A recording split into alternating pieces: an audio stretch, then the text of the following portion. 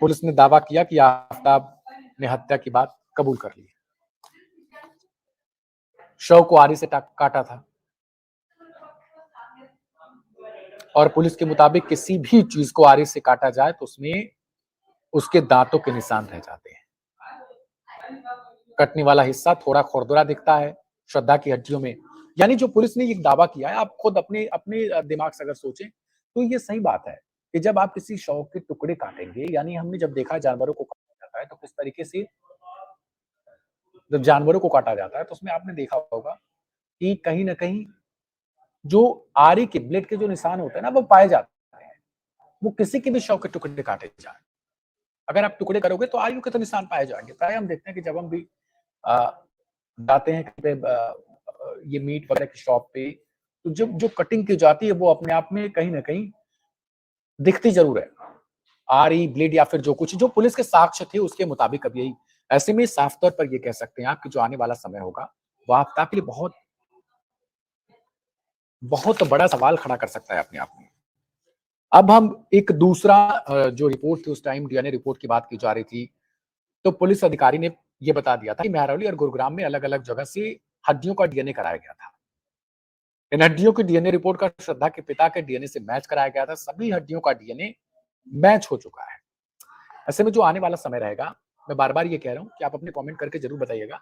ऐसे में आने वाला जो समय रहेगा वो खास होगा, क्योंकि वो दरिंदा जिसने उस बेटी की, जिसने एक कह सकते हैं पौधे की, जो अपने माँ-बाप के लिए आगे क्या कुछ करता, हालाँकि माँ-बाप को छोड़ना उसी का फैसला था, वो क्या कुछ कर सकता था, ये ज़रूर सवाल उसमें शामिल था। अब हम आपको आगे की चीज़ें बताएँ तो जो पुलिस अधिकारी है उसके मुताबिक फ्लैट में मिले खून के धब्बे, डीएनए से हड्डियों के मैच, यानी डीएनए होता है, एक मिलान होता है, तो वो जो खून के निशान मिले थे ना घर में, वो उनसे भी मैच कराया गया। फ्लैट के अंदर जो निशान पाए गए थे, खून के धब्बे थे, उनसे जब मैच कराया गया तब भी ये मैच कर गए। यानी आप सोच सकते हो कि जो जो एक मन में कुंठित भावना रहती है, वो किस तरीके से जाहिर होकर सामने आई थी। अब हम बात एक और केस की करते हैं जिसकी संरचना 6 महीने पहले गढ़ ली गई थी। यानी 6 महीने पहले इस क्राइम की जो एक संरचना थी, किस बेस पर करना है, उसे गढ़ लिया गया था। मुझे हंसी भी आती है, जानते हैं क्यों? क्योंकि लोग आजकल के लोग ऐसे लोगों पे भरोसा करते हैं जो भरोसे के लायक नहीं होते। हम उनकी तरफ चले जाते हैं जो शायद हमारी जिंदगी को नर्क से बदतर बना सकते हैं, और एक दिन भरोसा करते हैं, फिर वही भरोसा हमारा टिकता चला जाता है उन पर, और वो भरोसा अंत में खून हो जाता है। उस तरीके की साबित हो जाती है, क्योंकि श्रद्धा के हत्याकांड से यही निकलता है कुछ सच। करीब 6 माह पहले गढ़मुक्तेश्वर के एक गांव में 11वीं की कक्षा की नाबालिग छात्रा को एक युवक ने प्रेम जाल में फंसा लिया था। मैं बार-बार कह रहा हूँ कि आजकल जो प्रेम जाल या गर्लफ्रेंड बॉयफ्रेंड का जो रिलेशन है ना, वो इसी तरीके की चीजों को अंजाम दे रहा है। आप अधिकतर मामलों में पाओगे कि जो गर्लफ्रेंड बॉयफ्रेंड का रिलेशन था, वो ऐसी चीजों पर आके रुक जाता है।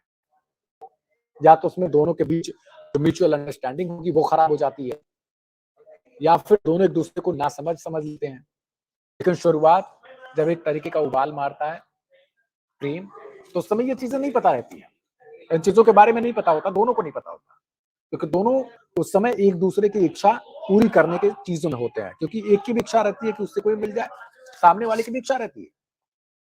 तो इस तरीके की चीजें जब होती हैं, अब उसी कहानी को अंजाम दे देते हैं। आगे की मैं लाइनें अगर आपको बताऊं तो कुछ माह पहले आरोपित छात्रा को बहला फुसलाकर गौतम बुद्ध नगर, यानी ये नोएडा से जो सटा इलाका है, माफ कीजिएगा, नोएडा गौतम बुद्ध नगर के अंदर ही आता है, एक कमरे में लेकर गया जहां कोल्ड ड्रिंक में नशीला पदार्थ मिलाकर उसके साथ दुष्कर्म करता है।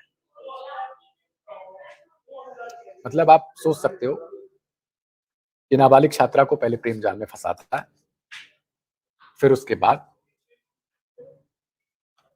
उसे गौतम बुद्ध नगर के लोकेशन रहती है और वहां पर एक फ्लैट में लेकर जाता है जहां उसे नशीला पदार्थ पिलाता है। उसके बाद उसके साथ दुष्कर्म करता है। फिर आरोपित ने छात्रा से धर्म परिवर्तन करने की धमकी भी दे दी और कहा कि अगर छात्रा ने धर्म परिवर्तन नहीं किया, श्रद्धा बोलकर उसकी हत्या करके उसके शरीर के टुकड़े कर देगा।